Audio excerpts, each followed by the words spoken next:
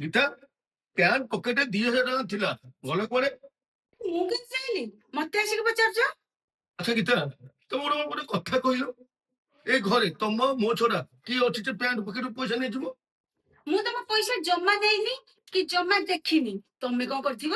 ଯେତେବେଳେ ତ ପ୍ୟାଣ୍ଟ ପକେଟରେ ପଇସା ରଖୁଛି, ପଇସା କଣ ପଳଉଛି? ସେ ପଇସାର ଗୋଡ ଅଛି ନା ଏଇ ପ୍ୟାଣ୍ଟର ଗୋଡ ଅଛି? ମୁଁ କିଛି ବୁଝିପାରୁନି। ପ୍ୟାଣ୍ଟ ପକେଟରେ ପଇସା ରଖିଲା ମାନେ ପଇସା କୁଆଡେ ଗାୟବ? ତମେ ଆଜିକାଲି ନା ବହୁତ କଥା କହିଲନି।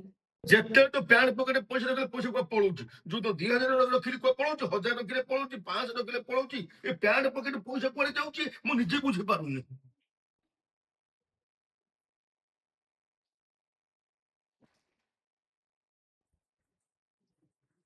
ଆରେ ଶୁଣୁଛ, ମୋର 5,000 ଟଙ୍କା ଦରକାର। କଣ? 5,000 ଟଙ୍କା? ଆରେ 5,000 ଟଙ୍କା ତମେ କଣ କରିବ? ଆରେ ଘରର ସଉଦା ସରିଯାଇଛି, ସଉଦା ଆଣିବି, ସେଇଥିପାଇଁ 5,000 ଟଙ୍କା ଦରକାର। ଘର ସଉଦା ସରିଯାଇଛି ତ? ଆରେ କଣ ସଉଦା ଆଣିବା ପାଇଁ 5,000 ଟଙ୍କା ଦରକାର? ଆରେ ଜାଣିଛ, ଭଲ ଭଲ କ୍ୱାଲିଟିର ସଉଦା ଆଣିଲେ ଏତେ ପଇସା ଦରକାର ହବ। ଆଉ କଣ ମୋ ପାଇଁ ମୁଁ ମାଗୁଛି ନା କଣ? ତମେ ଯୋଉ ଦିନକୁ ଦିନ ମାନେ ଯୋଉ ଦାମୀ ଦାମୀ ଖର୍ଚ୍ଚ କରୁଛ ନା, ଆରେ ସେଇଥିପାଇଁ ଘର ଖର୍ଚ୍ଚ ଦିନକୁ ଦିନ ବଢି ବଢି ଚାଲିଛି। ଆରେ ତମେ ଜାଣିଛ ମୋ ଦରମା କେତେ? ତମେ ଏଇଭଳିଆ ଯଦି ଖର୍ଚ୍ଚ କରିବ, ମୁଁ କୋଉଠୁ ପଇସା ଆଣିବି କହିଲ? ହଉ ଦଉଛି। ଆରେ ମୋର ତ 5,000 ଟଙ୍କା ନାହିଁ। ନିଅ, ଏତିକି ଅଛି, ନେଇଯାଅ। ଆରେ ମୋର କଣ ଅଛି? ତମେ ଯେତିକି ପଇସା ଦବ ମୁଁ ସେଇ ଅନୁସାରେ ତମ ପାଇଁ ରୋଷେଇ କରିବି। ତମେ ଯେମିତି ରୋଷେଇ ବନଉଛ ବନ, କିନ୍ତୁ ଘରର ନା ଖର୍ଚ୍ଚଟା ନିହାତି କମିବା ଦରକାର। ଆରେ କଣ ଯୋଡେ ଖାଇଦେଲେ ପେଟଟା ପୁରୀ ଗଲେ ଗଲା ନା। ଏଇଟା ବଢିଆ ହେଇଛି, ଏଇଟା ମଗେଇଦେଲେ ବଢିଆ ହବ। ଏ ଦେଖିଲ ଦେଖିଲ, ଏ ଶାଢୀଟା କେମିତି ହେଇଛି? ଏ ଦେଖୁନ, ଏ ଶାଢୀଟା କେମିତି ହେଇଛି ଦେଖ। ହଁ ଭଲ ହେଇଛି। ଭଲ ହେଇଛି ଟି? ଆଉ ତାହେଲେ ମତେ 2,000 ଟଙ୍କା ଦିଅ, ମୁଁ ଏ ଶାଢୀଟାକୁ ଅର୍ଡର କରିବି। ତମେ ଅର୍ଡର କରିବା ଦରକାର ନାହିଁ, ମୁଁ ମଗେଇଦେବି ମ। ମୁଁ ଦେଖୁଛି ତମ ଦିନକୁ ଦିନ ଖର୍ଚ୍ଚ ବଢିବାରେ ଚାଲିଛି। ଆରେ ତମେ ଯଦି ଏମିତି ଖର୍ଚ୍ଚ କରିବ, ଘରେ କେମିତି ଚଳିବ କହିଲ? ଆଜି ଶାଢୀ ଆଣିବି, ଆଜି ଏ ଆଣିବି, କାଲି ସେ ଆଣିବି। ମୁଁ କୋଉଠୁ ଏତେ ପଇସା ପଇସା ତମକୁ ଦେବି କହିଲ? ଛାଡ, ନଦେଲେ ଏଇନୁ ପୁଣି ଗଣ୍ଡଗୋଳ ହବ। କଣ କରିବ? ହଉ, ନିଅ।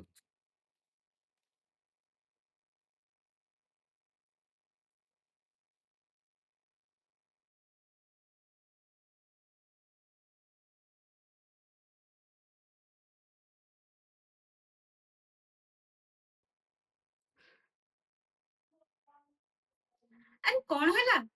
ତମେ କଣ ଏତେ ବ୍ୟସ୍ତ ଥିଲା ଭଳି ଜଣା ପଡୁଛ? ଆରେ କଥା କଣ କି, ଅଫିସରେ ଏବେ ନୁହଁ ନା, ଜଣ ଜଣଙ୍କୁ ବାହାର କରୁଛି। କାରଣ ଅଫିସର ପରିସ୍ଥିତି ଏନୁକା ଭଲ ନାହିଁ। ତେଣୁ ମୁଁ ଭାବୁଛି ଯଦି ମତେ ବାହାର କରିଦିଏ, ତାହେଲେ ମୁଁ କଣ କରିବି? ସେଇ କଥାକୁ ଭାବି ଭାବି ମୋ ଚିନ୍ତା ବସିଗଲାଣି। ତମେ କାହିଁ ବ୍ୟସ୍ତ ହଉଛ? ଆମେ କିଛି ନା କିଛି କରିବାନି। ଆରେ ମୁଁ ଯଦି କୋଉ ବିଜନେସ କରିଥାନ୍ତି, ତାହେଲେ ମୋର ଏଇ ଚାକିରି କଲେ ନା ମୋର ଜମାରୁ ଟେନସନ ନଥାନ୍ତା। ଆରେ ମୁଁ ତ ସବୁବେଳେ କହୁଛି ଆମର ଗୋଟେ ଗ୍ରୋସରୀ ଦୋକାନ ଦବା ବୋଲି। ଆମର ଗ୍ରୋସରୀ ଦୋକାନ ଗୋଟେ ଖୋଲିଦିଅ ନା। ଆରେ ତମେ କଣ ଜାଣିମ, ଗୋଟେ ଗ୍ରୋସରୀ ଦୋକାନ ଖୋଲିବା ପାଇଁ 50,000 ରୁ 60,000 ଟଙ୍କା ଦରକାର। ଆରେ ତମେ ତ ଜାଣିଛ ମୋ ପାଖରେ ଟଙ୍କା ପାଉରେଟେ ନାହିଁ। ମୁଁ କୋଉଠୁ ଏତେ ପଇସା ଆଣିବି ଯେ ଗୋଟେ ଗ୍ରୋସରୀ ଦୋକାନ ଖୋଲିବି କହିଲୁ? ଆରେ ଆଜି ପର୍ଯ୍ୟନ୍ତ ଟଙ୍କା ତ ସେଭ୍ କରିକି ରଖିପାରିବିନି। ଆଉ କୋଉଠୁ ମୁଁ ପଇସା ଆଣିବି ଏ ଗ୍ରୋସରୀ ଦୋକାନ ଖୋଲିବି ବୋଲି ତମେ କହିଦଉଛ କଣ କେମିତି କହିଲ? ଗୋଟେ ମିନିଟ୍ ରୁହ। କୁଆଡେ ଯେ? ଆରେ କୁଆଡେ ଯାଉଛ ତମେ?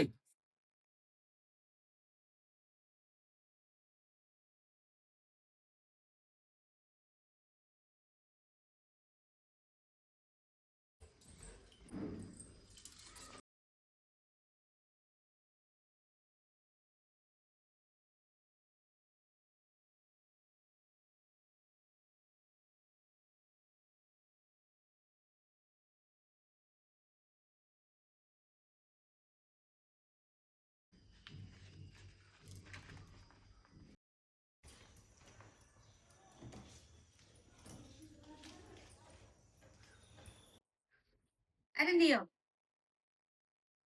ଆରେ ଇଏ କେତେ ପଇସା ଅଛି ମୁଁ ତ ଜାଣିନି, ହେଲେ ମୋର ଅନୁମାନ 50 କି 60 ହଜାର ଟଙ୍କା ହବ। ଆଉ ତମେ ଆରାମରେ ଗୋଟେ ଗ୍ରୋସରୀ ଦୋକାନ ଖୋଲି ପାରିବ। ହେଲେ ତମେ ଏତେ ସାରା ପଇସା କୋଉଠୁ ଆଇଲ? ଆରେ ସେଇଟା ମୁଁ କହିବିନି, ସେଇଟା ମୋର ସିକ୍ରେଟ।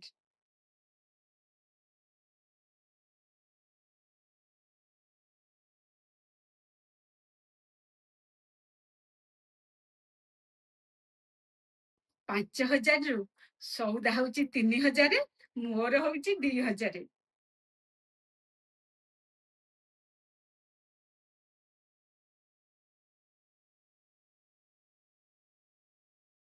ଆରେ ତମର ଦୋକାନ ପାଇଁ ତ ପଇସା ହେଇଗଲା। ତମେ ମତେ ସେଇ ଖୁସିରେ 1,000 ଟଙ୍କା ଦବ। ମୁଁ ମିଠା କିଣିକି ସମସ୍ତିଙ୍କି ବାଣ୍ଟିବି। ତ ଭାବୁଥିଲି ତମେ ସବୁ ପଇସା ନେଇକି ଖର୍ଚ୍ଚ କରିଦଉଛ ବୋଲି, କିନ୍ତୁ ତମେ ଖର୍ଚ୍ଚ ନ କରିକି ସେଇ ପଇସାକୁ ଆଜି ପର୍ଯ୍ୟନ୍ତ ସେଭିଂ କରି ରଖିଥିଲ। ଯାହା ହଉ, ମୁଁ ଅସଲ ସମୟରେ ତମେ ସେଇ ପଇସାକୁ ଆଣିକି ମତେ ଦେଲ। ଆରେ ସେଇଥିପାଇଁ ତ ନାରୀ କି ନା ଲକ୍ଷ୍ମୀ କୁହାଯାଏ। ମୁଁ ତ ମୋ ଯୋଉ ଭାବନାଟା ତମ ପ୍ରତି ଥିଲା, ସେଟା ଆକ୍ଚୁଆଲି ଭୁଲ ଭାବନା ଥିଲା। ମୁଁ ଭାବୁଥିଲି ତମେ ସବୁ ପଇସା ନଉଛ, ସବୁ ମନ ଇଚ୍ଛା ଶାଢୀ, ଡ୍ରେସ ପତ୍ର ଯାହା ପାଉଛ, ଖାଇବା ପିଇବା ସବୁ ପଇସା ଖର୍ଚ୍ଚ କରିଦଉଛ। କିନ୍ତୁ ପ୍ରକୃତରେ ତମେ ସେ ଖର୍ଚ୍ଚ ନ କରିକି ତାକୁ ସେଭିଂ କରି ରଖିଛ। ଆଉ ମୋ ଅସୁବିଧା ସମୟରେ ତମେ ସେଇ ପଇସାକୁ ଆଣିକି ମତେ ଦେଲ କିଛିଟା ଦୋକାନ କରିବା ପାଇଁ, କିଛିଟା ଭଲ ମଣିଷ ହବା ପାଇଁ। ଯାହା ହଉ, ତମକୁ ନା ବହୁତ ବହୁତ ଧନ୍ୟବାଦ। ଏମିତି ଯଦି ପ୍ରତ୍ୟେକ ସ୍ତ୍ରୀ ଏମିତି ପଇସା ସେଭିଂ କରି ରଖନ୍ତେ, ଆଉ ତାଙ୍କ ସ୍ୱାମୀଙ୍କର ଅସୁବିଧା ସମୟରେ ଏମିତି ସାହାଯ୍ୟ କରନ୍ତେ ନା, ତାହେଲେ ସମସ୍ତଙ୍କ ଘର ଏମିତି ନା ହସ ଖୁସିରେ ଉଠିଯାଆନ୍ତା। ଯାହା ହଉ, ତମକୁ ନା ବହୁତ ବହୁତ ଧନ୍ୟବାଦ। ମୋ ଅସଲ ସମୟରେ ମୋ ପାଖରେ ଛିଡା ହେଇଥିବାରୁ।